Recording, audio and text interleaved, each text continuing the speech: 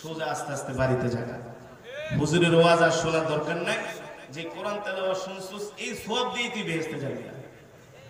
শয়তান প্ররোচনা দেয়, কি করে কি করে? শয়তান আমাদেরকে ধোঁকা দেয়। শয়তানের ধোঁকায় বোকা হওয়া যাবে না, শয়তানকে থাপ্পড় মারতে হবে। Get out! কোরআনের মাজমা শেষ না হওয়া পর্যন্ত যাওয়া যাবে না, তাহলে বরকত থেকে মাহরুম হবেন। ঠিক কিনা বলেন? রাজি আছেন তো ইনশাআল্লাহ? হ্যাঁ, আল্লাহ কবুল করুন। আমিন। আজকের যে যুব সমাজ এই কোরআনের মাহফিলের আয়োজন করেছে, আমরা তাদেরকে অন্তরের অন্তঃস্থল থেকে ধন্যবাদ জানাই। ঠিক কিনা বলেন? যুব সমাজ আজকে কোরআনের আয়োজন করেছে, এর মানে হলো বাংলার জমিনে কোরআনের রাজ কায়েম হবে। এই বাংলার জমিন থেকে কোরআনকে মিটিয়ে দেওয়া যাবে না। যারা কোরআনের আওয়াজকে বন্ধ করে দেওয়ার ষড়যন্ত্র করে, তারা বোকার স্বর্গে বাস করে। এদেশে ইসলাম ছিল, ইসলাম আছে, ইসলাম থাকবে। এদেশের যুব সমাজ আল্লাহর কোরআনকে ধারণ করেছে। ঠিক কিনা বলেন? এদেশে কোরআনের রাজ কায়েম হবে, খেলাফত প্রতিষ্ঠা হবে ইনশাআল্লাহ। ঠিক কিনা বলেন? কারো ফিরানোর সাধ্য নাই, কারো ফিরানোর। দিল্লির সেই রাজ্য সভায় কালেমার পতাকা উড়বে, আমেরিকার হোয়াইট হাউসে কালেমার পতাকা উড়বে, সারা পৃথিবীতে ইসলাম কায়েম হবে। বানায় বলছি, বানায় বলি না যুবক।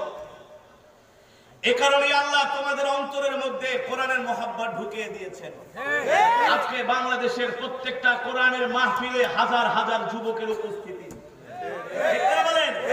একজন নাস্তিক মুরতাদ সাংঘাতিক। ওই দিন চিটাগাংয়ে বহদ্দার হাটে আমাদের আন্তর্জাতিক কেরাত মাহফিল ছিল, সেখানে আমাকে দাওয়াত করা হয়েছে। আমি তেলাওয়াত করার পরে কিছু যুবক এসে পায়ে ধরে, হুজুর আরো 1 ঘন্টা কেরাত পড়েন। আমি বলি, যুবক তুমি কোরআন শোনার জন্য আমাকে এত রিকোয়েস্ট করছো, এত অনুনয় বিনয় করছো, তার মানে কি আল্লাহ তোমার অন্তরের মধ্যে কোরআনের মহব্বত ঢেলে দিয়েছে। ঠিক কিনা বলেন? যুবক, আমরা সেই মুসলমান, ওই সমস্ত গান ফান শোনার মুসলমান আমরা নই। আমরা কোরআনওয়ালা মুসলমান, আমরা ঈমানওয়ালা মুসলমান। ঠিক কিনা বলেন?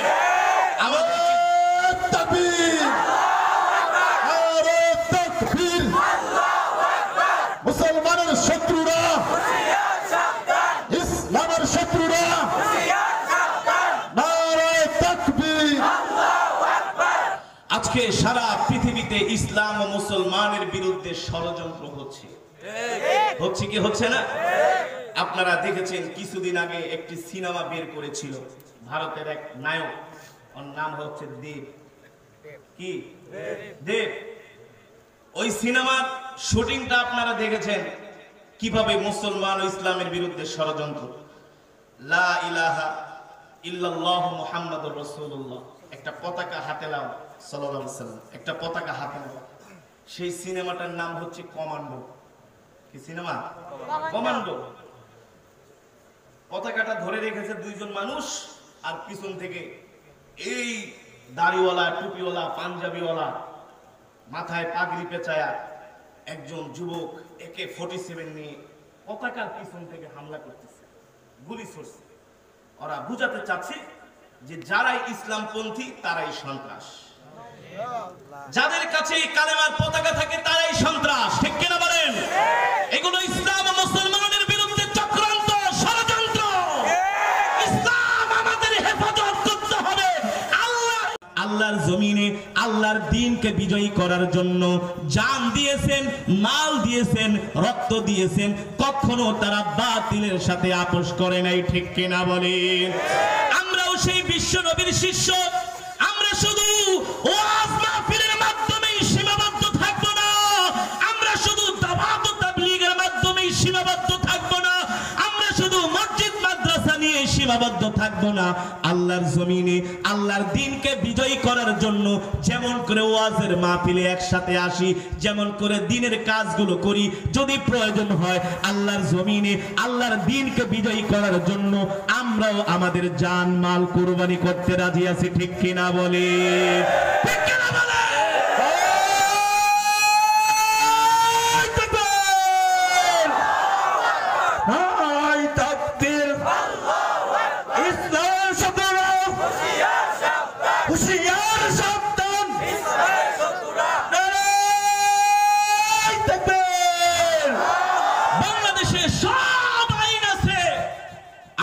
নবীকে নাস্তিক মুরতাদরা গালি দেয়, আমার নবীর চরিত্রের বিরুদ্ধে তারা কালিমা লেপন করে, আমার নবীর ইজ্জতের বিরুদ্ধে তারা কথা বলে, কিন্তু নবীর ইজ্জত রক্ষায় বাংলার জমিনে এখনো কোনো আইন নাই।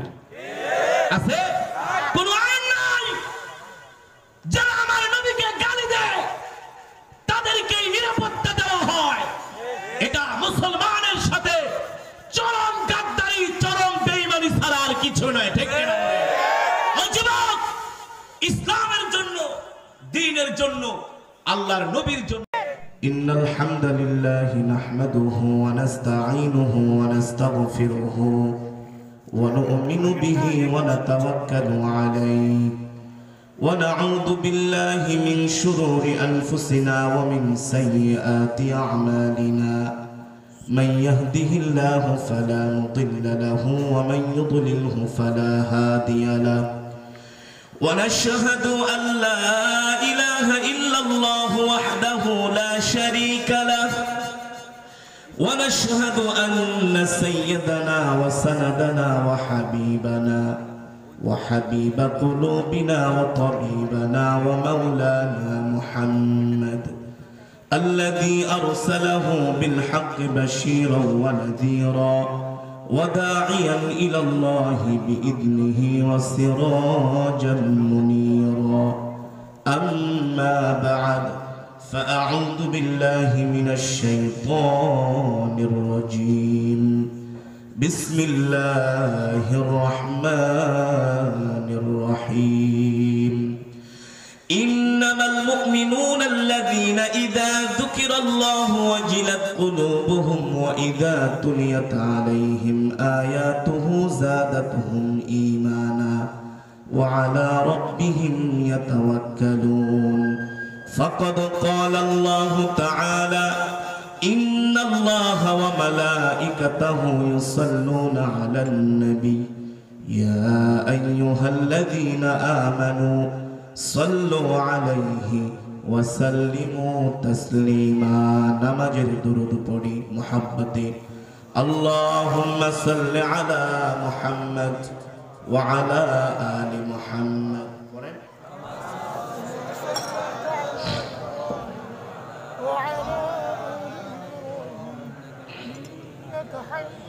আরে নবীজির নামে দুরূদ পড়তে হবে মহব্বতের সাথে, আবেগ দিয়ে, ভালোবাসা দিয়ে। বুঝেন নাই? মেনমেনায় প্যানপ্যানায় পড়লে নবীজির প্রতি ভালোবাসার বহিঃপ্রকাশ ঘটে না। দুরূদ পড়তে হবে যে বোঝা যায় যে তার দিলের মধ্যে নবীজির মহব্বত আছে। ঠিক কিনা বলেন? এরকম করে ভালোবাসা নিয়ে পড়তে হবে। কেউ যদি নবীজি সাল্লাল্লাহু আলাইহি সাল্লামের নামে একবার দুরূদ পড়ে, আল্লাহ তাআলা তার 10টি গুনাহ মাফ করে দেন। আরো জোরে বলেন সুবহানাল্লাহ। আল্লাহ তাআলা তার উপর 10 বার রহমত নাযিল করে। জান্নাতে যাওয়ার জন্য আল্লাহ তাআলা 10 কদম তার পথকে আগায় দেয়। যে দুরূদ পড়ে ফেরেশতারা তার দুরূদ নিয়ে নবীজি সাল্লাল্লাহু আলাইহি সাল্লামের রওজা মোবারকে হাজির হয়ে বলে, ওগো নবীজি, এই যে দেখেন অমুকের ছেলে অমুক আপনার নামে দুরূদ পড়েছে। নবীজি বলে, কেউ যদি আমার নামে মহব্বতের সাথে দুরূদ পড়ে, আমি তার চেহারা চিনে রাখি, আমি ওই উম্মতকে ছাড়া আল্লাহর জান্নাতে আমি প্রবেশ করব না। নবীজির প্রতি দুরূদ পড়তে এত কৃপণতা কিসের? আবেগ দিয়ে ভালোবাসা নিয়ে পড়েন না মহব্বতের সাথে। আরে জীবনে কতই তো মিছিল করলেন, কতই তো স্লোগান দিলেন, কতই তো আওয়াজ করে করে কথা বলেন, আর নবীজির দুরূদ পড়ার সময় না। এটা নবীজির আশিক হওয়ার আলামত নয়। যে নবীজির আশিক হবে, নবীজির নামে এমন ভাবে দুরূদ পড়বে, বোঝা যাবে এটা রাসূলের সত্যিকারে আশিক। ঠিক করে বলেন? মুহাব্বতের সাথে পড়েন। আল্লাহুম্মা বারিক আলা মুহাম্মদ ওয়া আলা আলি মুহাম্মদ কামা বারাকতা আলা ইব্রাহিম।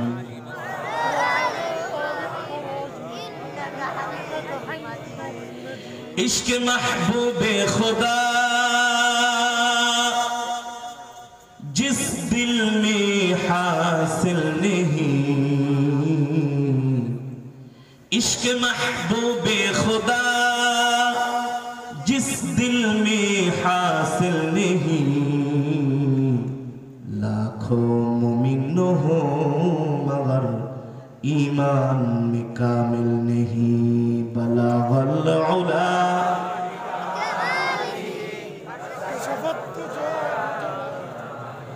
حسنت جميع خصاله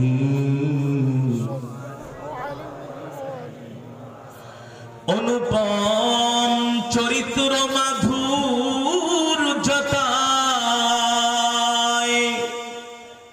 অনুপম চরিত্র মাধুর্যতায় রয়েছে দৃষ্টান্ত যার দুরূদ পড়ি সকলে মিলে তারি তরে হাজারো বার বালাগাল উলা বিকামালিহি কাশাফাত দুজা বিজামালিহি হাসনাত জামিউ।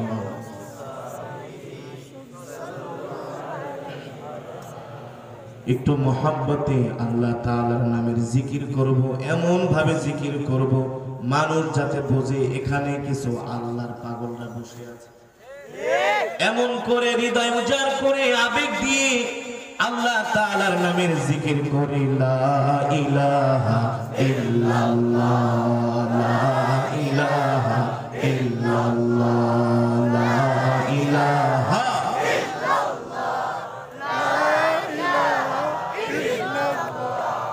লা ইলাহা ইল্লাল্লাহ লা ইলাহা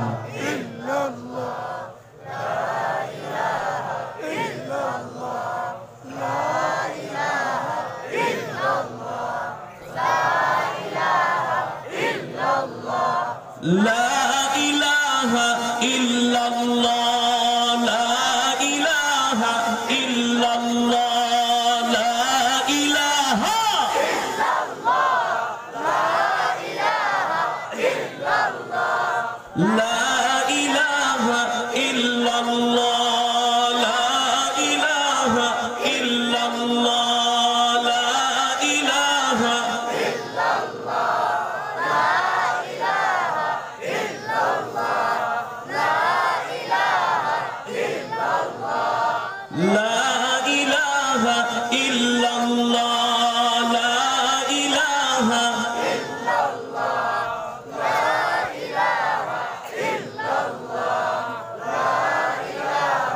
إلا الله لا إله إلا الله محمد رسول الله جل جل بني صلى الله عليه وسلم আলহামদুলিল্লাহ।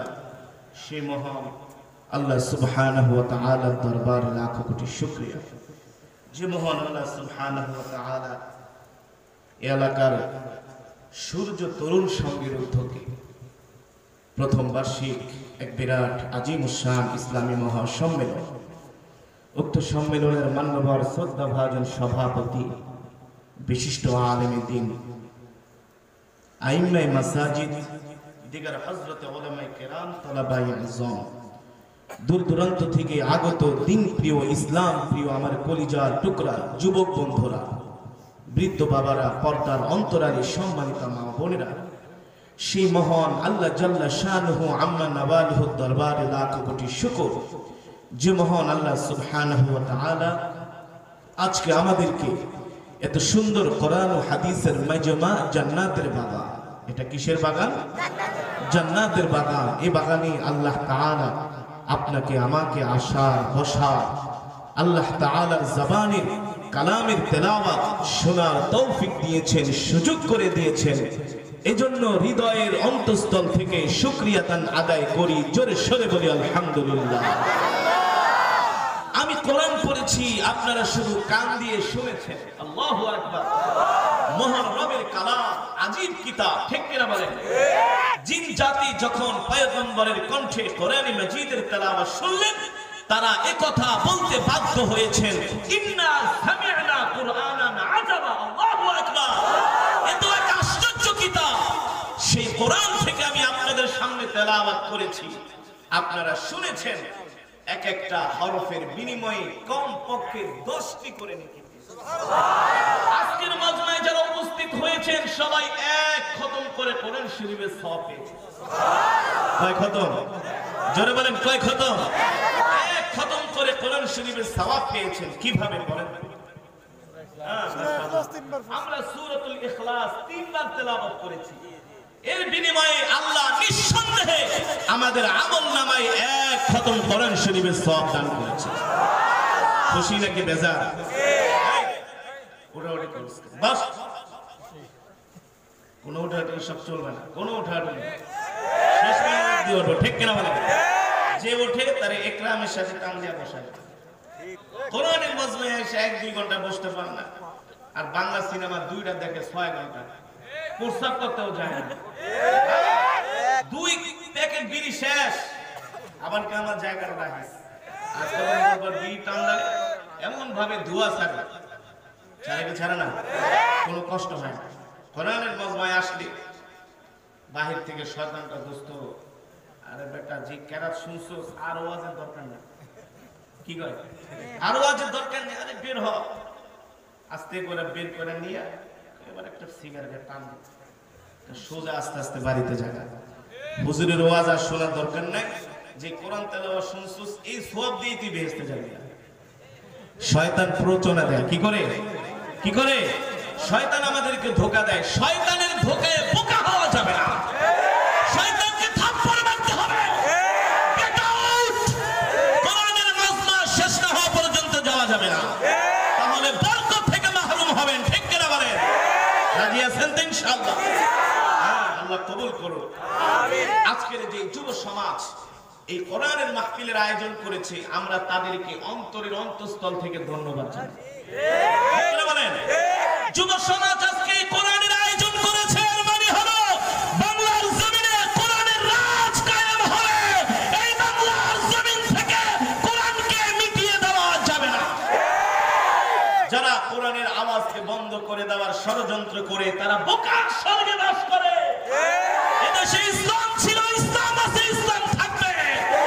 এদেশের যুব সমাজ আল্লাহর কোরআনকে ধারণ করেছে, ঠিক কিনা বলে? এদেশে কোরআনের রাজ কায়েম হবে, খেলাফত প্রতিষ্ঠা হবে ইনশাআল্লাহ, ঠিক কিনা বলে? কারো ফিরানোর সাধ্য নাই, কারো ফিরানোর। দিল্লির সেই রাজ্য সভায় কালেমার পতাকা উড়বে, আমেরিকার হোয়াইট হাউসে কালেমার পতাকা উড়বে, সারা পৃথিবীতে ইসলাম কায়েম হবে। বানায় বলছি, বানায় বলি না যুবক। এ কারণে আল্লাহ তোমাদের অন্তরের মধ্যে কোরআনের মহব্বত ঢুকিয়ে দিয়েছেন। আজকে বাংলাদেশের প্রত্যেকটা কোরআনের মাহফিলে হাজার হাজার যুবকের উপস্থিতি। বলেন, একজন নাস্তিক মুরতাদ সাংঘাতিক ধরনের সাংবাদিক, তারা টেলিভিশনের টক শোতে বসে ওয়াজ মাহফিলের বিরুদ্ধে প্রোপাগান্ডা ছড়ায়। ছড়ায় কি ছড়ায় না? আবার কোন সাংবাদিক বলে ওয়াজ মাহফিলকে বন্ধ করে দেওয়া হোক, বলে কি বলে না? ওই দিন দেখলাম ৭১ টেলিভিশনের একজন সাংঘাতিক মহিলা, আমাদের আপা, সে একজনকে প্রশ্ন করছেন, আচ্ছা শীতের দিনে আগে দেখতাম আমাদের দেশের যারা নৃত্য শিল্পী আছে, যাত্রা শিল্পী আছে, যারা মঞ্চ নাটক করে, তারা এত ব্যস্ত থাকতেন, তাদের শিডিউল পাওয়া যেত না। এখন তো দেখছি বাংলাদেশে আর যাত্রাও হয় না, মঞ্চ নাটকও হয় না, সিনেমা থিয়েটারও বন্ধ হওয়ার উপক্রম। কারণটা কি? এর মূল কারণ বলতে পারেন?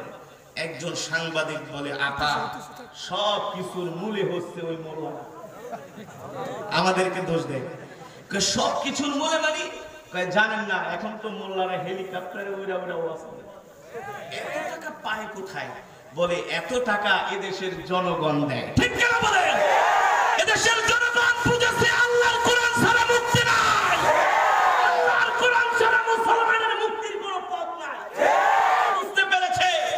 এ কারণে যাত্রার কপালে থুতু মেরেছে, যাত্রার মঞ্চের কপালে এখন আর মুসলমান ওই দিকে যায় না, থুতু মারে, থুতু মারে। ঠিক কিনা বলে? আজকে সিনেমা হলগুলো বন্ধ হয়ে যাচ্ছে, মানুষ এখন আর সিনেমা। এখন যুবকেরা কোরআনের মজমার দিকে আসছে, কোরআনের মাহফিলের দিকে আসছে। ঠিক কিনা বলেন? এটা আল্লাহ তাআলার পক্ষ থেকে আমাদের জন্য অনেক বড় নিয়ামত। আরে আমরা তো সেই মুসলমান, এই সমস্ত যাত্রা ফাত্রা নাটক ফাটক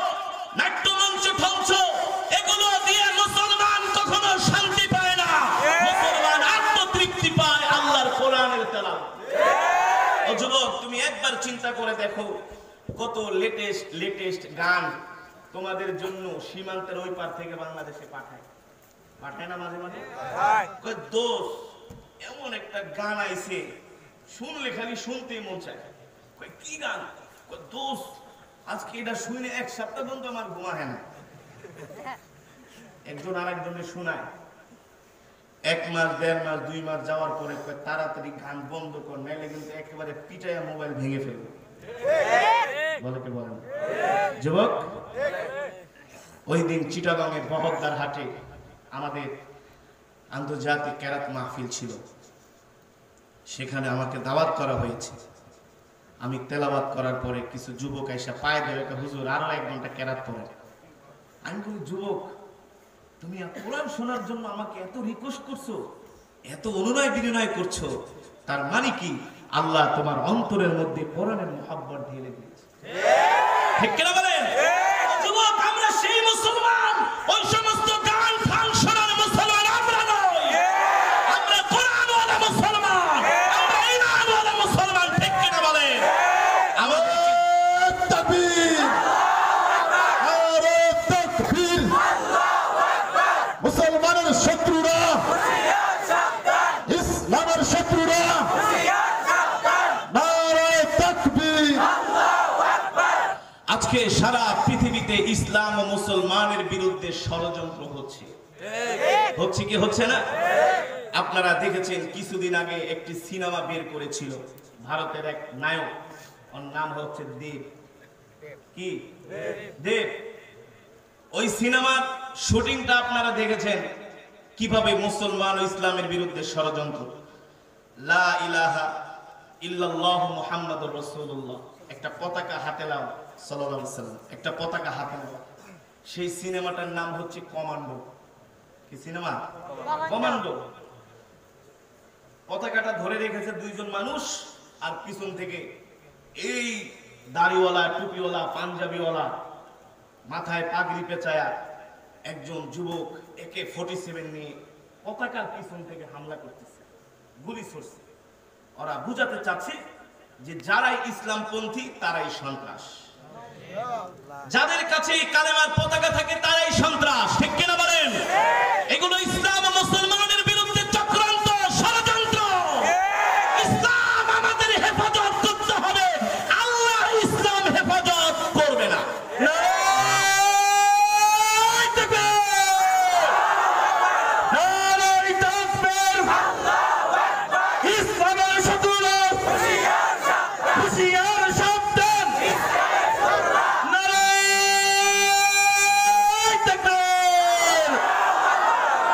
স্লোগানগুলোই হচ্ছে আমাদের অস্ত্র।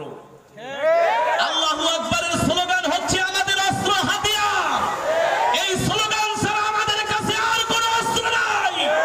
এই স্লোগান দিয়ে আমরা ময়দানে কাফেরের বিরুদ্ধে বিজয় অর্জন করেছি। ঠিক কিনা বলে? এই আল্লাহু আকবারের ধ্বনিতে অত্যাচারী রাজা গৌর গোবিন্দর প্রাসাদকে শাহজালাল মুজাদ্দিদি ইয়ামানির আল্লাহু আকবারের ধ্বনিতে গৌর গোবিন্দর প্রাসাদকে আল্লাহ মাটির সাথে মিশিয়ে দিয়েছে। এই স্লোগানই আমাদের সম্পদ। ঠিক কিনা বলেন? আর এই কোরআনের মজমাগুলো হচ্ছে ঈমানের ব্যাটারি চার্জ দেওয়ার জায়গা। মোবাইলের ব্যাটারিতে চার্জ না দিলে মোবাইল চলে? বলে বলেন চলে? চলে না। এই ওয়াজ মাহফিলগুলোতে যখন এদেশের মুসলমান আসে, যুবকগুলো আসে, তাদের ঈমানের ব্যাটারিতে চার্জ হয়। আর ঈমানের ব্যাটারি চার্জ হওয়ার কারণে নাস্তিক মুত্তাকিরা যখন ইসলামের বিরুদ্ধে কটূক্তি করে, ষড়যন্ত্র করে, তখন মুসলমান ঈমানের জজবায় গর্জে ওঠে।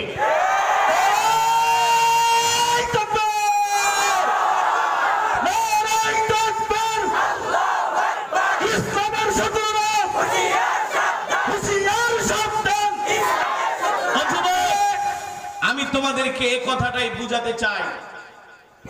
কিছু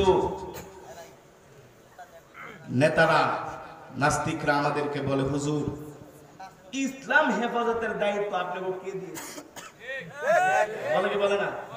খুব সুন্দর করে একটা প্রশ্ন করে দেখবেন টকশোর মধ্যে, আচ্ছা আপনাদেরকে ইসলাম হেফাজতের দায়িত্ব কে দিয়েছে? হ্যাঁ, ইসলাম হেফাজতের দায়িত্ব আল্লাহ তাআলা নবী মুহাম্মদ সাল্লাল্লাহু আলাইহি ওয়াসাল্লামকে দিয়েছেন। আল্লাহর নবী যদি ইসলামকে হেফাজত না করতেন 313 জন সাহাবীদেরকে নিয়ে 1000 কাফেরের বিরুদ্ধে নবীজি বদরের প্রান্তরে যেতেন না। ঠিক কিনা বলেন? আবু জেহেল, উতবা, শাইবা, আবু লাহাব, মুগিরারা, আব্দুল্লাহ ইবনে উবাইরা ইসলামের বিরুদ্ধে ষড়যন্ত্র চক্রান্ত শুরু করেছে। আল্লাহ তাআলা বলে, ও আমার প্রিয় হাবিব, এখন আর মিষ্টি মিষ্টি ওয়াজ করার সময় নেই, এবার লোহার রড নিয়ে ময়দানে যান, ইচ্ছা মতো পিটান, গর্দানের উপরে পিটান, কোমরের উপরে পিটান, ওদেরকে সাইজ করেন। ঠিক কিনা বলেন? যুবক, সেই যুদ্ধে অংশগ্রহণ করেছিলেন সিদ্দিকে আকবর, হযরত ওমর ইবনুল খাত্তাব, হযরত ওসমান ইবনে আফফান, হযরত আলী রাদিয়াল্লাহু তাআলা আনহুর মতো জলিল কদর সাহাবী। ঠিক কিনা বলেন? তারা ইসলাম হেফাজত করার জন্যই ময়দানে গিয়েছেন, কালেমার পতাকাকে সমুন্নত করার জন্যই তারা সেই দিন ময়দানে গিয়েছিলেন। ঠিক কিনা বলেন? যদি আমাদের প্রয়োজন হয় আল্লাহর জমিনে আল্লাহর দ্বীনকে হেফাজত করার জন্য, শুধু ওয়াজ মাহফিলের প্যান্ডেল নয়, প্রয়োজনে আমরা আল্লাহর দ্বীনের জন্য তরবারি নিয়ে জিহাদ করতে রাজি। এই কথা বললে তো হুজুর এত গরম গরম ওয়াজ করেন কেন? ঠিক কিনা বলেন? হুজুর খালি মাটির নিচে ওয়াজ করেন। আরে মাটির নিচে ওয়াজ করুন, তোমার মাটির উপরেই তো ঠিক নাই। ঠিক কিনা বলেন? আল্লাহর নবী, বিশ্ব নবী রাহমাতুল লিল আলামিন কাফেরদের রক্ত চক্ষুকে উপেক্ষা করে মুসলমানদের সাথে কাফেরদের একটি যুদ্ধ হয়েছিল। সেই যুদ্ধের নাম হচ্ছে মুতার যুদ্ধ।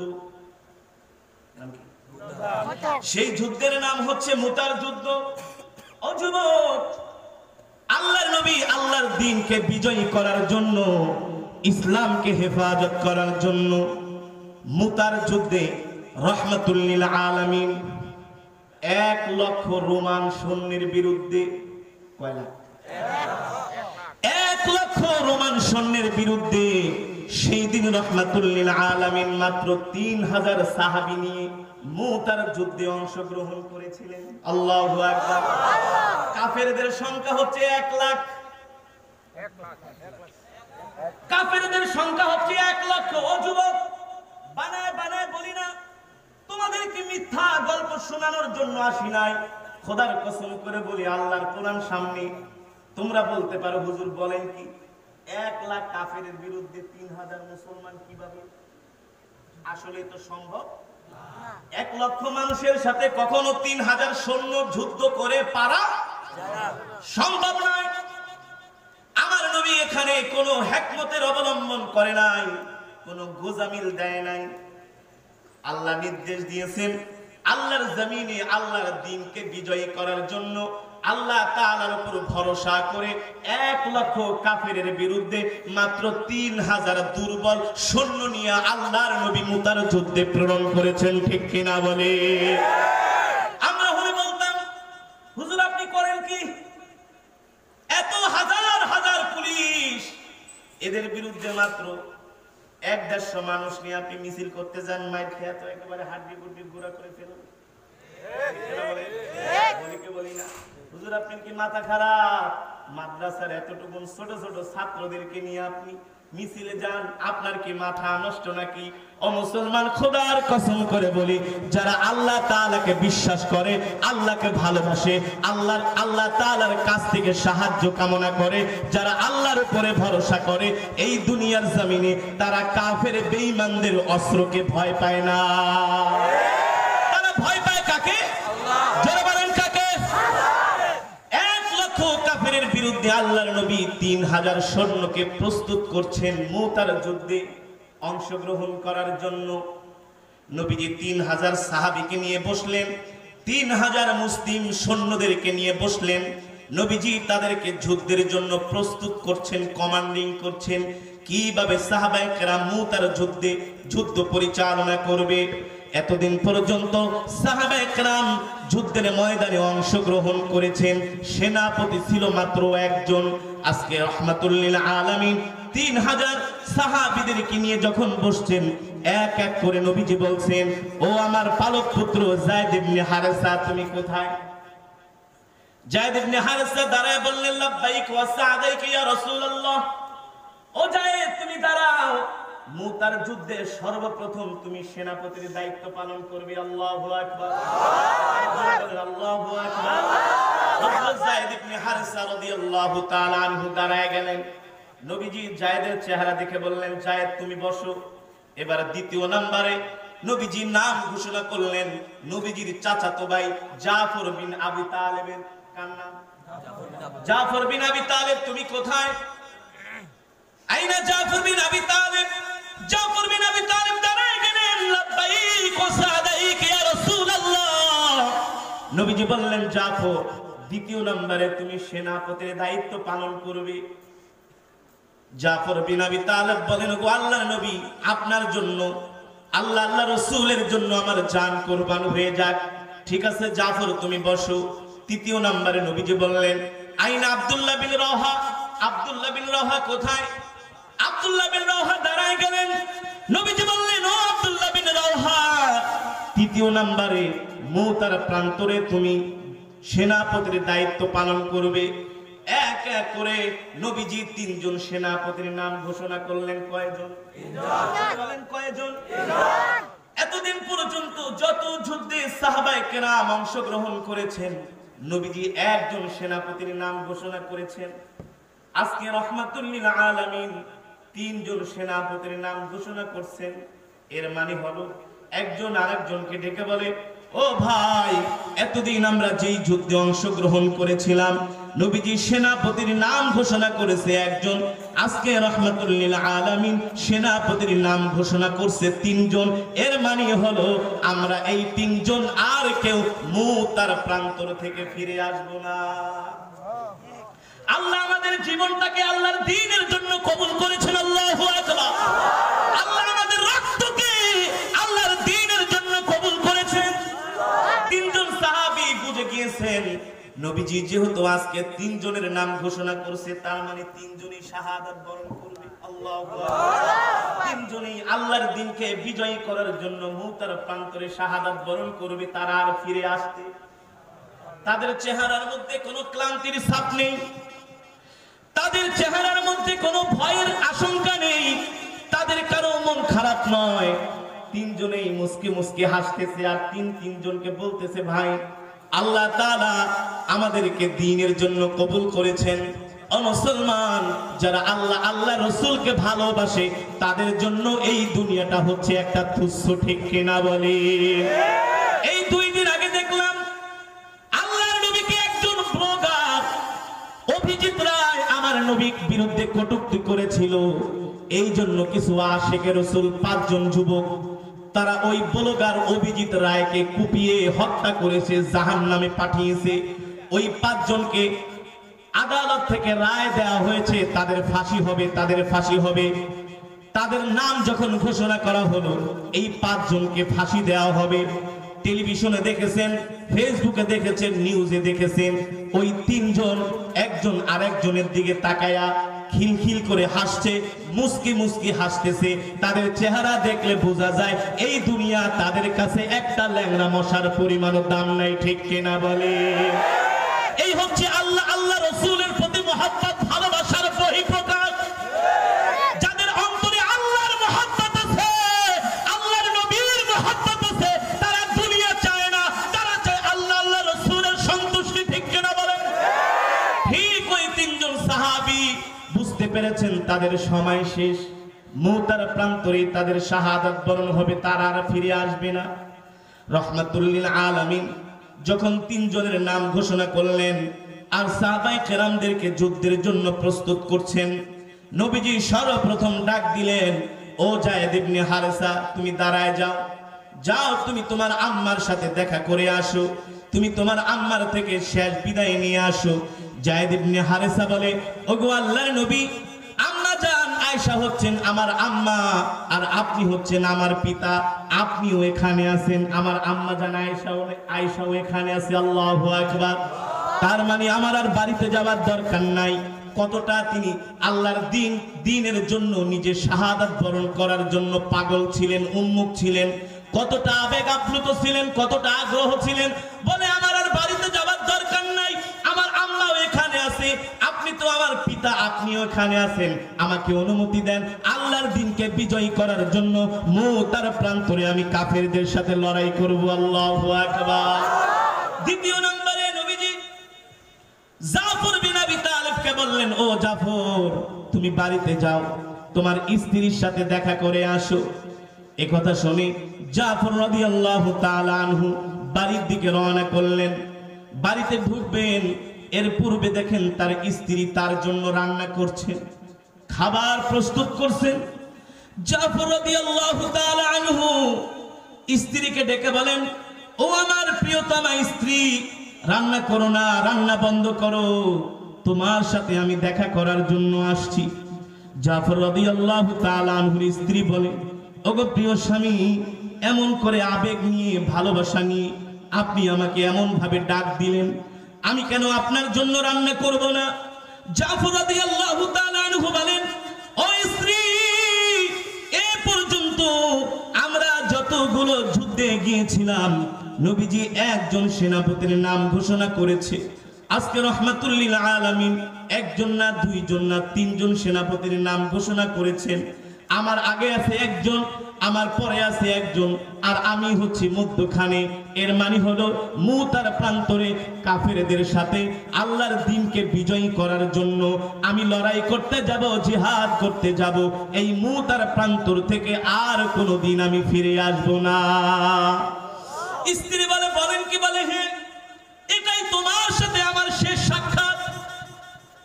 একথা শুনে জাফর রাদিয়াল্লাহু তাআলা আনহুর স্ত্রী বলে, ওগো প্রিয় স্বামী, বলেন কি? আপনাকে ছাড়া আমি কিভাবে বাঁচবো?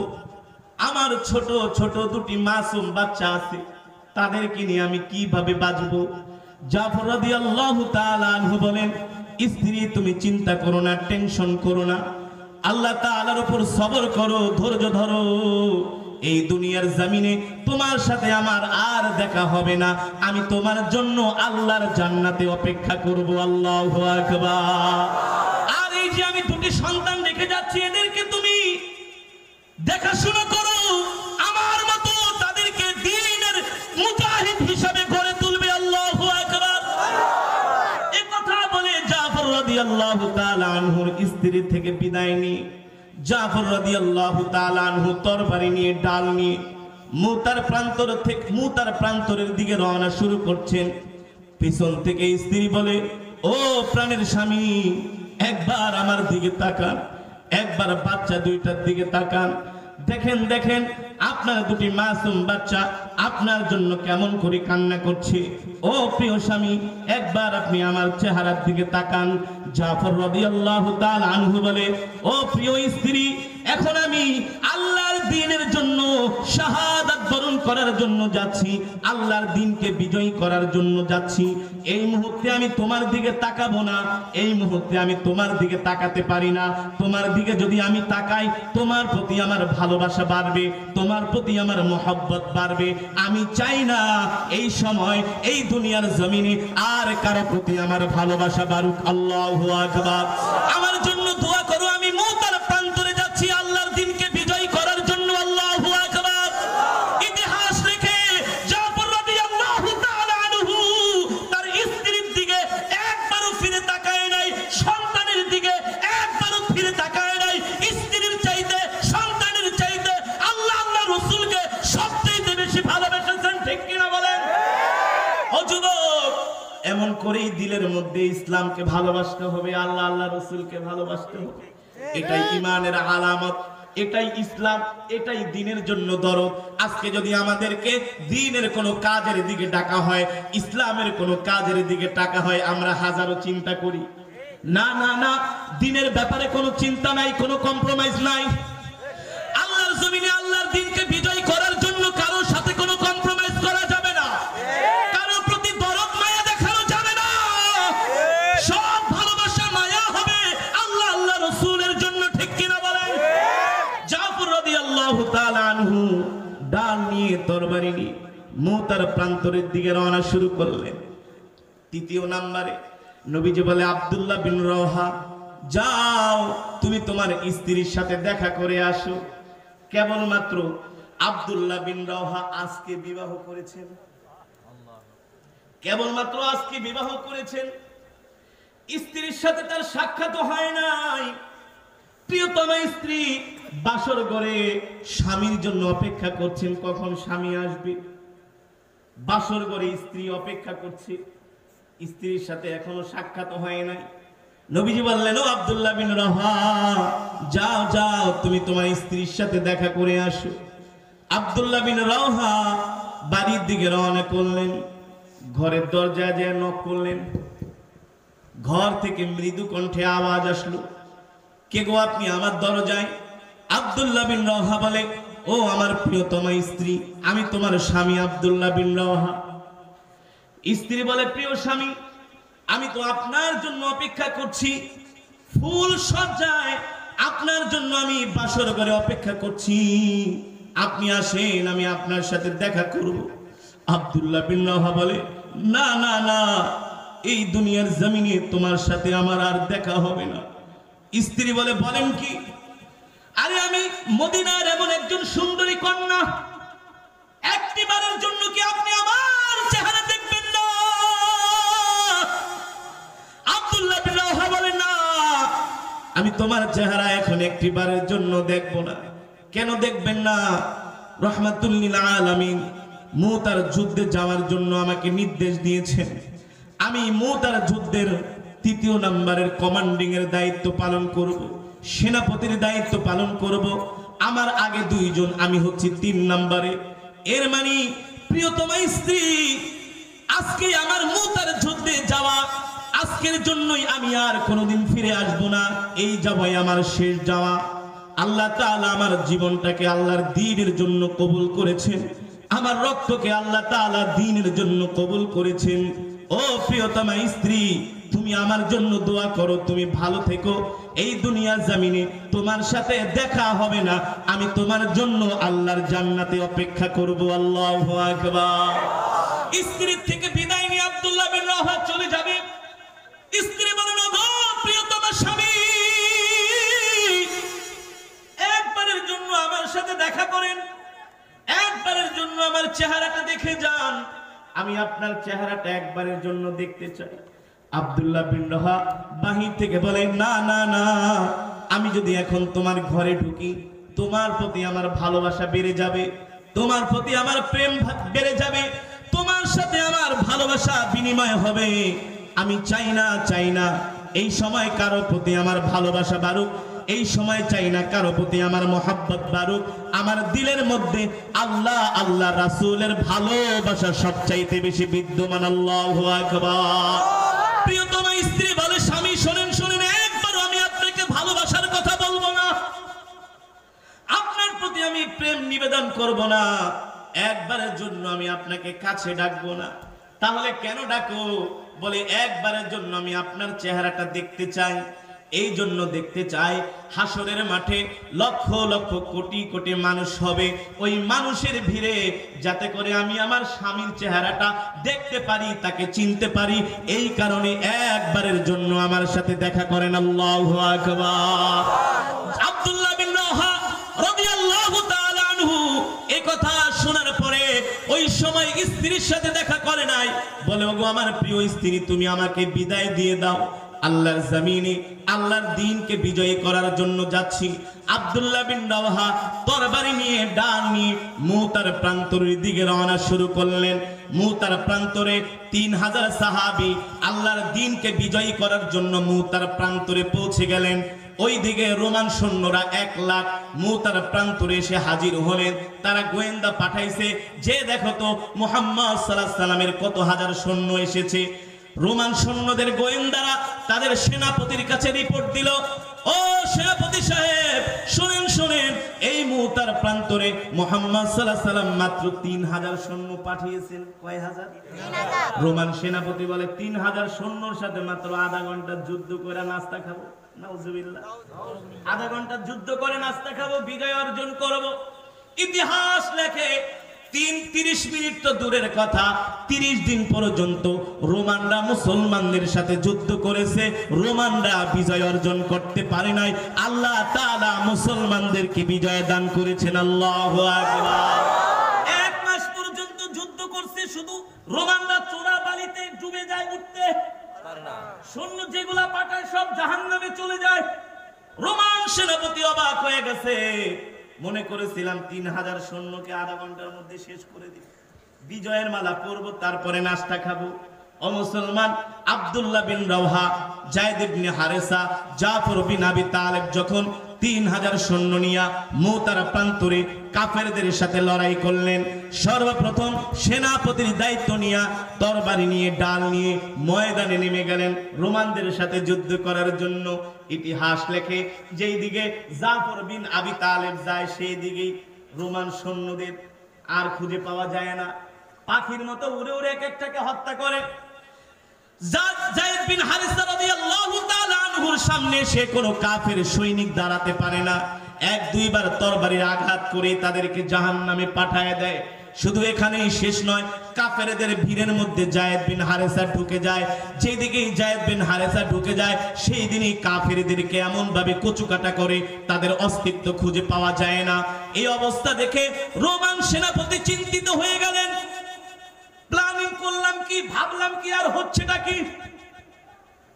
হাজার হাজার সৈন্য পাঠায়, দুর্বার গতিতে আল্লাহর নবীর সাহাবীদেরকে রুখতে পারে না, প্রতিরোধ করতে পারে না।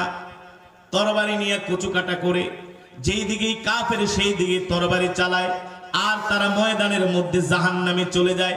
এক একজনের কল্লা মাথা থেকে শরীর থেকে আলাদা হয়ে যায়, কারো পেটের মধ্যে তরবারি ঢুকে যায়, কেউ আর বেঁচে থাকতে পারে না। যায়েদ ইবনে হারেসাকে প্রতিরোধ করার মতো তারা সাহস পায় না। হাজার হাজার সৈন্য যায়েদ বিন হারেসাকে ঘিরে ধরলেন। একজন কাফের এসে পিছন দিক থেকে যায়েদ বিন হারেসা রাদিয়াল্লাহু তাআলা আনহু পিঠের মধ্যে একটা তীর নিক্ষেপ করলেন। একটা তীর তার পিছন দিয়ে ঢুকলো, আর একজন কাফের এসে যায়েদ বিন হারেসাকে উপর্যুপরি তরবারি দিয়ে আঘাত করতে শুরু করলেন। কেউ তীর মারে, কেউ তরবারি দিয়ে আঘাত করে। হাজার হাজার কাফেরেরা একজন যায়েদ বিন হারেসাকে ঘিরে ধরল। যায়েদ বিন হারেসা রাদিয়াল্লাহু তাআলা আনহু যুদ্ধ করতে করতে মুতার প্রান্তরে আল্লাহর দ্বীনের জন্য তার জানকে আল্লাহ কবুল করে নিয়েছেন। আল্লাহু আকবার। যায়েদ বিন হারেসা মুতার প্রান্তরে শাহাদাত বরণ করলেন, কালেমার পতাকা ছাড়ে নাই। জাফর বিন আবি তালিব দেখছেন যায়েদ বিন হারেসা কাফেরদের সাথে লড়াই করছেন, তাকে প্রতিরোধ করা যাচ্ছে না। যখন বেঈমান কাফেররা চতুর্দিক থেকে ঘিরে যায়েদ বিন হারেসা রাদিয়াল্লাহু তাআলা আনহুকে এমন ভাবে তরবারি দিয়ে আঘাত করলেন, যায়েদ বিন হারেসা মুতার প্রান্তরে লুটিয়ে পড়লেন। জাফর বিন আবি তালিব যে কালেমার পতাকাটা যায়েদ বিন হারেসার হাত থেকে তুলে নিলেন। এবার যায়েদ বিন হারেসা জাফর বিন আবি তালিবের হাতে পতাকা দিয়ে বললেন, ও ভাই, তুমি আল্লাহর দ্বীনের জন্য যুদ্ধ করো, তোমার সাথে আমার সাথে আল্লাহর জান্নাতে দেখা হবে। আল্লাহু আকবার।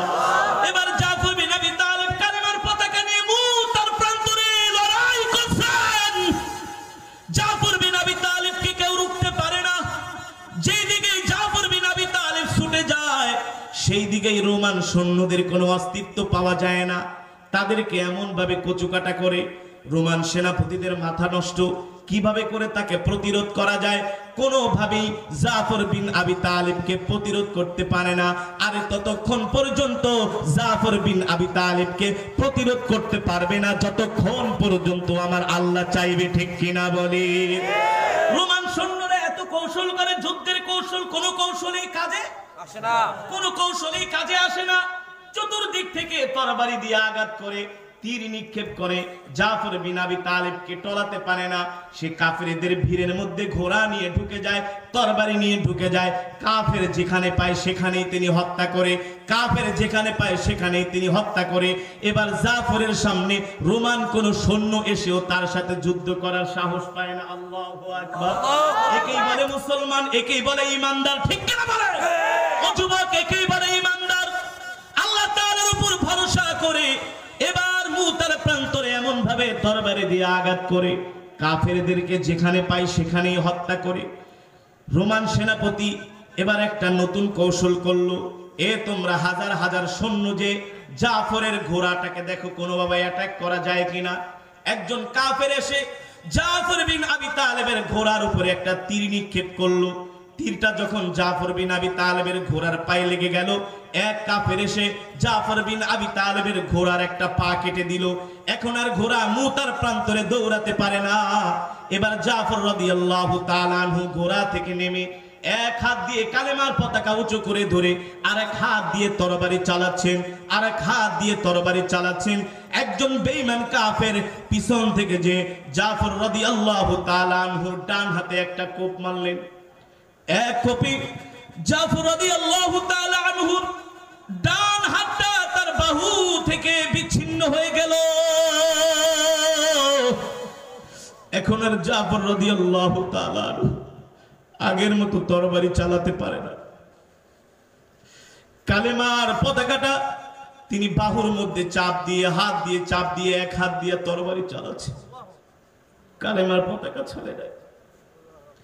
এক হাত দিয়ে তরবারি চালাচ্ছেন, কালেমার পতাকা ছাড়ে না। এমন ভাবে এক হাত দিয়ে যুদ্ধ করছেন, বেঈমান কাফেররা দেখে অবাক। এমন সৈনিক তো আমরা আজ পর্যন্ত যুদ্ধের ময়দানে দেখি নাই। হাত একটা পড়ে আছে, কালেমার পতাকা ছাড়ে নাই। বাম হাত দিয়ে তরবারি চালায় আর ডান হাত দিয়ে কালেমার পতাকাকে আঁকড়ে ধরেছে। পিছন থেকে আরেকজন বেঈমান যে জাফর রাদিয়াল্লাহু তাআলা আনহুর বাম হাতে একটা কোপ মারলেন। এক কোপে জাফর রাদিয়াল্লাহু তাআলা আনহুর বাম হাত তার শরীর থেকে বিচ্ছিন্ন হয়ে গেল।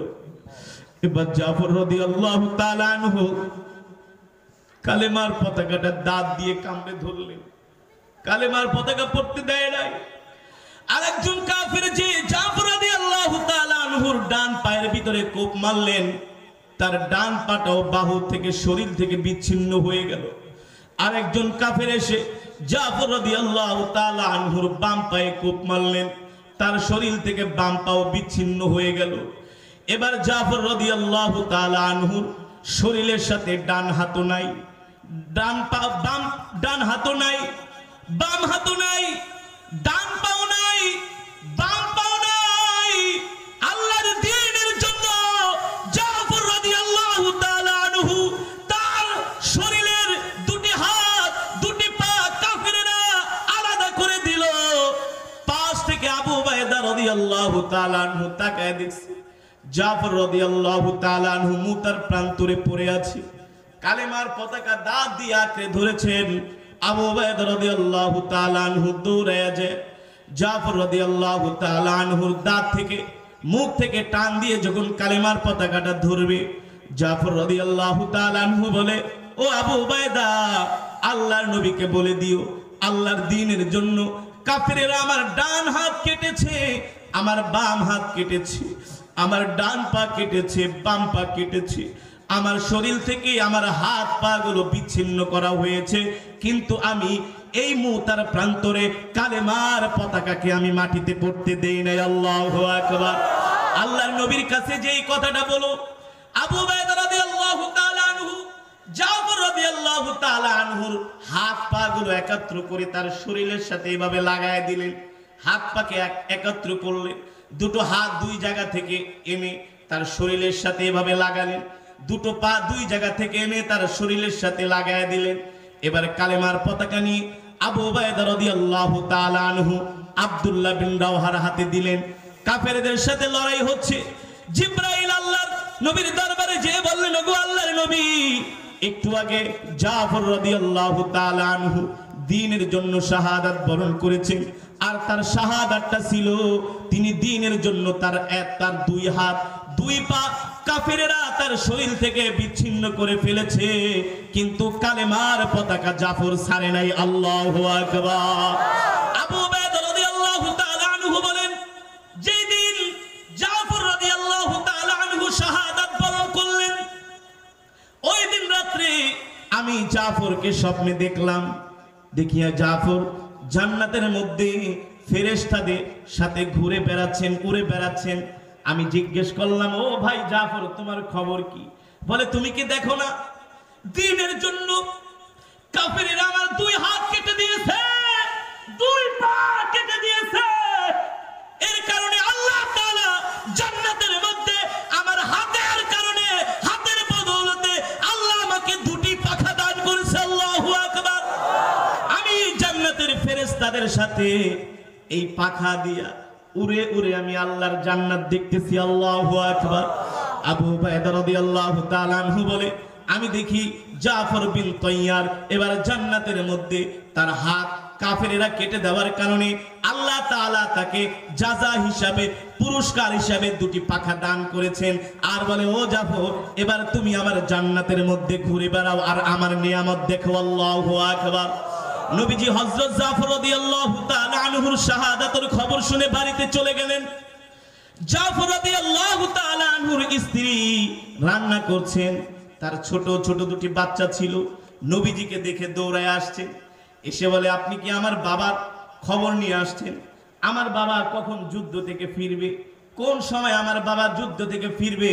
আমরা তো আমার বাবার জন্য অপেক্ষা করছি। রাহমাতুল লিল আলামিন বলে, কোন মুখে আমি আমার জাফরের শাহাদাতের খবরে বাচ্চাদেরকে বলবো? আমি দুইটা মাসুম বাচ্চাকে আমার বুকে টেনে নিলাম, কোলের মধ্যে টেনে নিয়ে নবীজি কান্না করে দিলেন। জাফর রাদিয়াল্লাহু তাআলা আনহুর স্ত্রীকে যেয়ে বললেন, ও জাফরের স্ত্রী, একটু আগে তোমার স্বামী মুতার প্রান্তরে আল্লাহর দ্বীনকে বিজয় করার জন্য শাহাদাত বরণ করেছে। আল্লাহু আকবার। ইতিহাস লিখে স্বামীর মৃত্যুর খবর শুনে জাফর রাদিয়াল্লাহু তাআলা আনহুর স্ত্রীর চোখ দিয়ে ঝরঝর করে পানি পড়ছে। ও মুসলমান, এভাবে করেই হযরত সাহাবায়ে কেরাম আল্লাহর জমিনে আল্লাহর দ্বীনকে বিজয়ী করার জন্য জান দিয়েছেন, মাল দিয়েছেন, রক্ত দিয়েছেন। কখনো তারা বাতিলের সাথে আপোষ করে নাই, ঠিক কিনা বলেন? আমরাও সেই বিশ্ব নবীর শিষ্য। আমরা শুধু ওয়াজ মাহফিলের মাধ্যমেই সীমাবদ্ধ থাকবো না, আমরা শুধু দাওয়াত ও তাবলীগের মাধ্যমেই সীমাবদ্ধ থাকবো না, আমরা শুধু মসজিদ মাদ্রাসা নিয়ে সীমাবদ্ধ থাকবো না। আল্লাহর জমিনে আল্লাহর দ্বীনকে বিজয়ী করার জন্য যেমন করে ওয়াজের মাহফিলে একসাথে আসি, যেমন করে দ্বীনের কাজগুলো করি, যদি প্রয়োজন হয় আল্লাহর জমিনে আল্লাহর দ্বীনকে বিজয়ী করার জন্য আমরাও আমাদের জান মাল কুরবানি করতে রাজি আছি, ঠিক কিনা বলে? ঠিক কিনা বলে?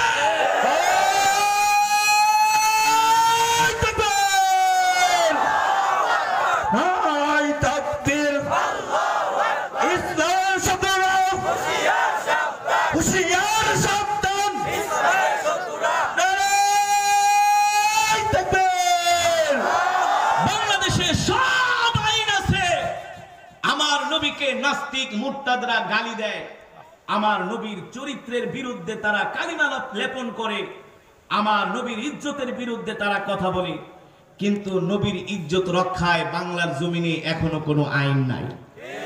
আছে? কোনো আইন নাই। যারা আমার নবীকে গালি দেয় তাদেরকে নিরাপত্তা দেওয়া হয়। এটা মুসলমানের সাথে চরম গাদ্দারি, চরম বেঈমানি ছাড়া আর কিছু নয়, ঠিক না?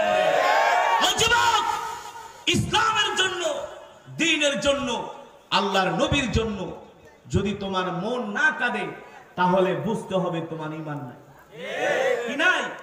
ঈমান নাই। তিনজন সাহাবীর নাম আল্লাহর নবী ঘোষণা করলেন। কেউ কোনো অজুহাত পেশ করে নাই, কেউ কোনো ওজর পেশ করে নাই। আরে আমরা তো সেই মুসলমান, আমরা স্ত্রীকে বাসর ঘরে রেখেও আল্লাহর দ্বীনকে বিজয় করার জন্য আমরা জিহাদের ময়দানে যেতে পারি, যুদ্ধের ময়দানে যেতে পারি। আমরা তো সেই কালেমাওয়ালা মুসলমান, ঠিক কিনা বলেন? যতদিন পর্যন্ত আমরা কোরআনের উপরে অটল ছিলাম, আল্লাহর কোরআনকে আঁকড়ে ধরেছিলাম, ততদিন পর্যন্ত আমরা পৃথিবীতে রাজত্ব করেছি। আল্লাহর কোরআনকে ছেড়ে দিয়েছি, আমাদের ঈমান দুর্বল হয়ে গিয়েছে। কাফের মুশরিক বেঈমানেরা দেখে এখন মুসলমান শুধু মসজিদ নিয়েই সীমাবদ্ধ, শুধু মসজিদ নিয়েই সীমাবদ্ধ। এখন মুসলমানের সেই হযরত সাহাবায়ে কেরামের মতো ঈমান নাই, হযরত ওমরের মতো ঈমান নাই, আবু বকরের মতো ঈমান নাই, হযরত উসমানের ইবনে আফফানের মতো ঈমান নাই, হযরত আলী রাদিয়াল্লাহু তাআলা আনহুর মতো ঈমান নাই, খুবাইব রাদিয়াল্লাহু তাআলা আনহুর মতো ঈমান নাই, তালহা রাদিয়াল্লাহু তাআলা আনহুর মতো ঈমান নাই। এখন দেখে মুসলমান মিষ্টি মিষ্টি ওয়াজ শুনতেই ভালোবাসে, মিষ্টি মিষ্টি বয়ান শুনতেই ভালোবাসে। খোদার কসম করে বলি, মিষ্টি মিষ্টি বয়ানও চলবে, প্রয়োজনে আল্লাহর জমিনে আল্লাহর দ্বীনকে বিজয়ী করার জন্য, ইসলামকে হেফাজত করার জন্য রাজপথেও নামতে হবে। মিষ্টি মিষ্টি ওয়াজও দরকার আছে, নরম নরম ওয়াজও দরকার আছে, আবার গরম ওয়াজও দরকার আছে। কি আছে না? কিছু মানুষ বলে হুজুর আপনারা এত গরম ওয়াজ করেন কেন? আরে আমরা ওলামায়ে কেরাম যদি গরম ওয়াজ না করতাম, নাস্তিকরা এতদিনে বাংলার জমিনে ইসলামের নাম নিশানা মুছে ফেলতো, ইসলাম খুঁজে পাওয়া যেত না। আমরা যদি শুধু নরম নরম বয়ান করতাম, যেখানে নরম সেখানে নরম, যেখানে গরম সেখানে গরম। হযরতে আবু বকর সিদ্দিক রাদিয়াল্লাহু তাআলা আনহু ছিলেন নরম, ছিলেন না? হযরত ওমর রাদিয়াল্লাহু তাআলা আনহু ছিলেন গরম। এক কাফের সিদ্দিক আকবরকে ডাইকা বলে, আবু বকর এদিকে আসেন, আপনি কি একটা ধর্ম গ্রহণ করছেন, একটা ফকিরা ধর্ম। নাউজুবিল্লাহ। আরে আপনার আল্লাহ আমাদের কাছে ভিক্ষা চায়। ওই যে নবীজি সাল্লাল্লাহু আলাইহি সাল্লাম সাহাবায়ে কেরামদেরকে বলে ইসলামের জন্য, দ্বীনের জন্য জিহাদ করতে হবে, কে কি আসো দাও, কার কাছে কি আছে। নবীজি টাকা উঠাইতেন না, সবার থেকে সম্পদ নিতেন, কার কাছে কি আছে। এই দৃশ্য দেখে কাফেরেরা কটাক্ষ করত। কি করত? বাংলার জমিনে এমনও এখনো কিছু নামদারি মুসলমান আছে, আলেমদেরকে কটাক্ষ করে। হুজুরেরা মাদ্রাসা মসজিদের জন্য ভিক্ষা করে, বলে কি বলে না? আমাদেরকে এই কথা বলে কটাক্ষ করতে চায়।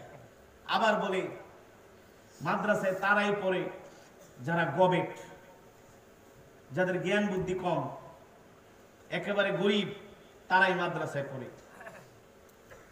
আপনাদের কাছে আমি প্রশ্ন করতে চাই, এই 30 পারা কোরআন মাত্র 13 মাসে মুখস্থ করেছি আমি। কত মাসে? অনলি 13 মাসে। 12 বছর পর্যন্ত বাংলাদেশের ঐতিহ্যবাহী মসজিদ রহিম মেটালে তারাবি পড়িয়েছি, তেজগাঁও রহিম মেটাল মসজিদে। আজকে 23 বছর যাবত পর্যন্ত এই কোরআন দিয়ে তারাবি পড়াই। এই কোরআন শরীফটা যদি আমরা মুখস্থ করতে পারি, 2-4টা ইংরেজি বই মুখস্থ করা আমাদের কাছে কোনো ব্যাপার। লসাগর গসাগর যেই সাগরই কন্যা কোনো এই অঙ্ক টঙ্গিগুলো মুখস্থ করা আমাদের জন্য কোনো ব্যাপার। আরে আল্লাহ তো আমাদেরকে এমন মেধা দিয়েছেন, আল্লাহ তো আমাদের এমন মেধা দিয়েছেন, এমন ব্রেন দিয়েছেন, এই মাথার কাছে কম্পিউটার আছে। 13 মাসে কোরআন মুখস্থ করছি, সারাদিন ঘুমাইতাম, 13 পৃষ্ঠা 14 পৃষ্ঠা সবক দিয়েছি, কোনদিন উস্তাদের কাছে পড়ার জন্য মাইর খায় না। আর তারা বলে যারা মাদ্রাসায় পড়ে তারা নাকি গবেট। নাউজুবিল্লাহ বলেন।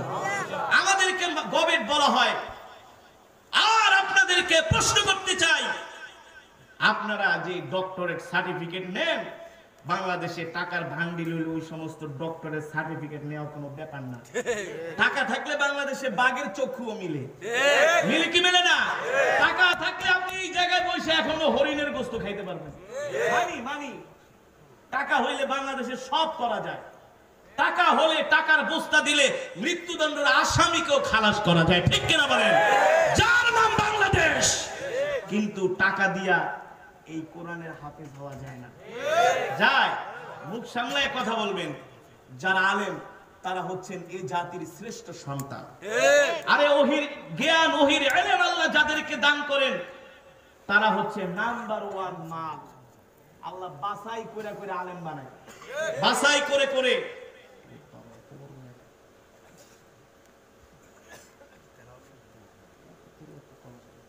আধা ঘন্টা কেরাত করা, 4 ঘন্টা ওয়াজ করা।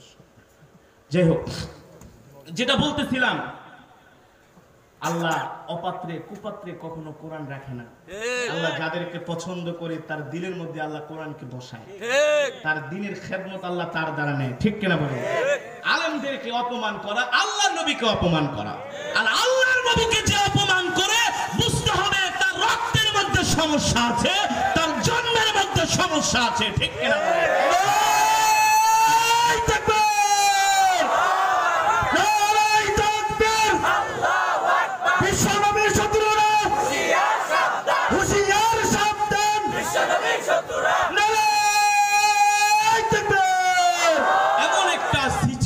হয়ে গেছে এখন যদি আমরা হক কথা বলি তাহলে সমস্যা। হক কথা বললে অনেকের কাছে ভালো লাগে না। এক মাহফিলে গেছি, কিছু পুলিশ ভাই একা, হুজুর আপনার কোরআন তেলাওয়াত খুব সুন্দর, আমি প্রত্যেকদিন শুনি, একটা কাজ করেন, খালি ওয়াজ করেন, তেলাওয়াত করেন, ওয়াজ করেন না, তেলাওয়াত করেন ওয়াজ করেন না। কেন ওয়াজ করবো না? হুজুর দরকার কি? দরকার নেই, কেরাত পড়েন।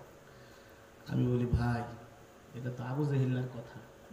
আবু জেহেলও কিন্তু মোহাম্মদ সাল্লাল্লাহু আলাইহি সাল্লামের কোরআন তেলাওয়াত শোনার জন্য রাত 2টা বাজে বাইতুল্লাহর চত্বরে আইসা পালায়া পালায়া মোহাম্মদ সাল্লাল্লাহু আলাইহি সাল্লামের জবানের কালাম শুনতেন। বলেন কি কথা? ওদিন মাওয়াঘাটে এক পুলিশের সাথে দেখা, দেখে হুজুর আরে আপনি, হ্যাঁ হুজুর আপনারে খুব ভালোবাসি, ওই পারে যাবেন? হ্যাঁ হুজুর যান, আপনার কোনো সিরিয়াল নেই, আপনি ফেরিতে উঠে যান। পরে আমার ডাক দেয় হুজুর আপনার ওয়াজ আমি শুনি, কিন্তু এমন ওয়াজ করেন না যাতে মানুষের মনে কষ্ট লাগে। কারণে আমি বলি ভাই আবু জেহেল তো মানুষ আছে, আবু জেহেল মানুষ ছিল না? মোহাম্মদ সাল্লাল্লাহু আলাইহি সাল্লামের ওয়াজ শুনে আবু জেহেল কষ্ট পাইছে কি পাইছে না? হ্যাঁ, কোরআনের কথা শুনলে, হক কথা শুনলে, হকের আওয়াজ তুললে কারো দিলের মধ্যে যদি কষ্ট লাগে, খোদার কসম করে বলি সে দুনিয়াদার, সে দিনদার না। সে দুনিয়াতে আসছে খাওয়া দাও ফুর্তি করো, দুনিয়াটা মস্ত বড়। আরে ভাই সামান্য এই দুনিয়াটাকে প্রাধান্য দিলেন। দুনিয়া তো আমাদের থাকার জায়গা নয়, আমাদের আসল জায়গা কোথায়? জান্নাত। কোথায়? কোথায়? কোথায়? মুসলমান এটাই তো জানে না আসল জায়গা। আসল জায়গা হলো ধানমন্ডি, উত্তরা, গুলশান, বনানী, ওই যে টাকা পয়সা কামাইছে। আবার কয় হুজুর এত টাকা কামাইলাম, যদি ভোগ না করতে পারি তাইলে এই টাকা কামায় লাভ কি? তারা দুনিয়াকে প্রাধান্য দেয়। খোদার কসম, যারা মুমিন, যারা ঈমানদার, যারা আল্লাহ আল্লাহ রাসূলকে জীবনের চাইতে ভালোবাসে, তাদের কাছে এই দুনিয়া ল্যাংড়া মশার সমান দাম নাই। ঠিক কিনা বলেন? যারা হক্কানি আলেম তারা কখনো দুনিয়া চায় না, কারো রক্ত চক্ষুকে ভয় করে না, তারা ভয় করে কাকে? যারা বলেন ভয় করে কাকে? আল্লাহকে ভয় করে। মুহাম্মদ সাল্লাল্লাহু আলাইহি সাল্লামকে দমিয়ে দেওয়ার জন্য মক্কার কাফেরেরা সবাই এক হয়েছে। ঠিক কিনা বলেন? কি হয়েছে? এক হয়েছে। ও মুহাম্মদ তুমি কোরআনের কথা বলতে পারবা না, কোরআনের কথা বলা বন্ধ করো। তুমি এক আল্লাহর কথা বলতে পারবা না, আমাদের প্রতিমার বিরুদ্ধে কিছু বলতে পারবা না, আমরা যাকে সেজদা দেই তার বিরুদ্ধে কিছু বলতে পারবা না। মুহাম্মদ সাল্লাল্লাহু আলাইহি সাল্লাম কি চুপ ছিলেন? না। কারো রক্ত চক্ষুকে ভয় করেছেন? কখনোই নয়। আল্লাহ নবী বলছে, হে আবু জেহেল শুনে রাখো, এক হাতে যদি চন্দ্র দেওয়া হয় আর এক হাতে যদি সূর্য দেওয়া হয়, সারা পৃথিবীর রাজত্ব যদি দেওয়া হয়, সারা পৃথিবীর সব কিছু যদি মুহাম্মদ সাল্লাল্লাহু আলাইহি সাল্লামকে দেওয়া হয়, মুহাম্মদ সাল্লাল্লাহু আলাইহি সাল্লাম আল্লাহর কোরআনের কথা থেকে, আল্লাহর বাণী থেকে এক চুল পরিমাণ দূরে সরে যাবে। ঠিক কিনা বলেন? ও যুবক, আমরা সেই বিশ্ব নবীর শিষ্য, আমরা সেই বিশ্ব নবীর শিষ্য। আজকে দুঃখ লাগে আমাদের যুব সমাজকে আজকে মসজিদে পাওয়া যায় না নামাজের জন্য। পাওয়া যায়? পাওয়া যায় না। হাইয়া আলাস সালাহ, নামাজের দিকে আসো, হাইয়া আলাল ফালাহ, কল্যাণের দিকে আসো। মসজিদগুলো খালি। এশারের নামাজে মুসল্লি হয় 5 জন, আর ফজরের নামাজে মুসল্লি হয় 3 থেকে 4 জন। ইমাম মুয়াজ্জিন আর 2-1 জন। এই যে বুড়া 70-80 বছরের ভাইটা ঘুমায় না, আয়েশা ফজরের নামাজটা পড়ে। একেবারে জীর্ণ শীর্ণ অবস্থা। আর সুঠাম দেহের অধিকারী যুবকগুলো রাত 3টা-4টা পর্যন্ত ফেসবুক চালাইতে চালাইতে যতক্ষণ ক্লান্ত আর না হয় ততক্ষণ ফেসবুক, ইউটিউব চলতেই থাকে। ঠিক কিনা বলে? ও যুবক, খোদার কসম করে বলি, তোমার আমার ঈমানকে যদি মজবুত করতে হয়, তোমার আমার ঈমানকে যদি শানিত করতে হয়, তুমি আমি যদি ঈমানের বলে বলিয়ান হতে চাই, খোদার কসম করে বলি, আল্লাহর বিধান, আল্লাহর হুকুম মানা ছাড়া কখনো ঈমান মজবুত হবে না। ও যুবক, যেমন করে তোমাদেরকে ওয়াজ মাহফিলের প্যান্ডেলে পাওয়া যায়, এমন করে যদি তোমাদেরকে মসজিদে পাওয়া যায়, নামাজের কাতারে পাওয়া যায়, তোমাদের আগমন যদি এমন করে মসজিদের মধ্যে হয়ে যায়, খোদার কসম করে বলি, নাস্তিক মুরতাদরা এমনি ভয় পেয়ে যাবে। বলবে না এদেশের যুবকেরা এখন 5 ওয়াক্ত নামাজ জামাতের সাথে পড়ে, এই দেশে আর ফাইজলামি করা যাবে না, ইসলামের বিরুদ্ধে এখন আর কোনো কটূক্তি করা যাবে না, ইসলামের বিরুদ্ধে কোনো ষড়যন্ত্র চক্রান্ত করা যাবে না। ঠিক কিনা বলেন? এই কারণে যুবক, আমি তোমাদের হাতে ধরি, পায়ে পড়ি, ইসলামের পথে চলে আসো, কালেমার পতাকা তলে চলে আসো। শুধু কোরআনের তেলাওয়াত শুনলেই হবে না, কোরআনের তেলাওয়াত শুনলেই হবে না, আল্লাহর কোরআন যেটা বলেছে সেই অনুযায়ী আমল করতে হবে, ঠিক কিনা বলেন? আল্লাহর কোরআন মিথ্যা কথা বলার জন্য বলেছে, নামাজ না পড়ার জন্য বলেছে, সন্ত্রাসী মাস্তানি করার জন্য বলেছে, ইয়াবা গাঁজা মদ খাওয়ার জন্য বলেছে, যেটা বলেন আল্লাহর কোরআন এগুলো থেকে আমাদেরকে নিষেধ করেছে, ঠিক কিনা বলেন? আল্লাহর কোরআন আমাদেরকে যেই নির্দেশ দিয়েছে, জীবনের বিনিময়ে হলেও আমরা কোরআনের কথা মানব, আল্লাহর নির্দেশগুলো পালন করব, ঠিক কিনা বলেন? রাজি আছেন তো ইনশাআল্লাহ? আজকের পর থেকে এই মসজিদগুলো আর খালি থাকবে না, কাতারে কাতারে যুবকদেরকে আমরা দেখতে চাই, চাই তো ইনশাআল্লাহ? কে কে রাজি আছেন হাত উঠান, নারায়ে তাকবীর, নারায়ে তাকবীর। আল্লাহ আমাদের কবুল করুক বলে আমিন। হাত নামান। ও যুবক, খোদার কসম করে বলি, নামাজ যদি না পড়ো, ইসলাম যদি না মানো, এই ওয়াজ শুনে কোনো লাভ নেই। এই ওয়াজ আলহামদুলিল্লাহ এই বছর শুরু হয়েছে, প্রথম বার্ষিক। আমরা অনেক ওয়াজে যাই, 55 বছর 56 বছর 57 বছর ধরে ওয়াজ হচ্ছে। হুজুর, এই ওয়াজের সভাপতি ছিল আমার দাদার বাপ, সে মরে গেছে, দাদা ছিল, এখন আমি সভাপতি। আমি কই, তুই সভাপতি, তোর চেহারার দিকে তাকাইলো তো পুরো সফান সফান, দাঁড়িয়ে রাখ। হুজুর অসুবিধা নেই, বাটপাড়ির জায়গা পাস না বেটা, 40 বছর ধরে ওয়াজ করস, নবীর সুন্নতের মধ্যে নাই, এই ওয়াজ করে লাভ কি বেটা? হুজুর ঠিক আছে, কিভাবে? আজকে তো দাঁড়িয়ে রাখবো। হুজুর ঠিক আছে ইনশাআল্লাহ। পরের বছর যাই দেখি মাশাআল্লাহ এখন আর চিনা যায় না, মানে পাঞ্জাবি টুপি লাগায়া একেবারে মান মুখ দিয়া, হুজুর আসসালামু আলাইকুম, চিনছে? ওই যে দাঁড়িয়ে রাখছি, মাশাআল্লাহ। পরিবর্তন হতে হবে, ঠিক কিনা বলেন? নিজের মধ্যে পরিবর্তন ঘটাতে হবে, ঠিক কিনা বলেন? এ কারণে এলাকার যুবকদেরকে বলবো, যুবক, আমরা ইসলাম শুধু মুখে মুখে না, আমাদের কাজে কর্মে প্রমাণ হবে, চলনে বলনে কথনে। আমাকে দেখলেই বোঝা যাবে যে একটা পাক্কা মুসলমান, ঈমানওয়ালা মুসলমান, ঈমানওয়ালা যুবক, ঠিক কিনা বলেন? আল্লাহ আমাদের সকলকে কবুল করুক বলে আমিন। এই মজমাকে আল্লাহ তাআলা কিয়ামত পর্যন্ত কবুল করুক বলে আমিন। এই মাহফিলকে সিলা করে অত্র এলাকার প্রতিটা ঘরের মধ্যে আল্লাহ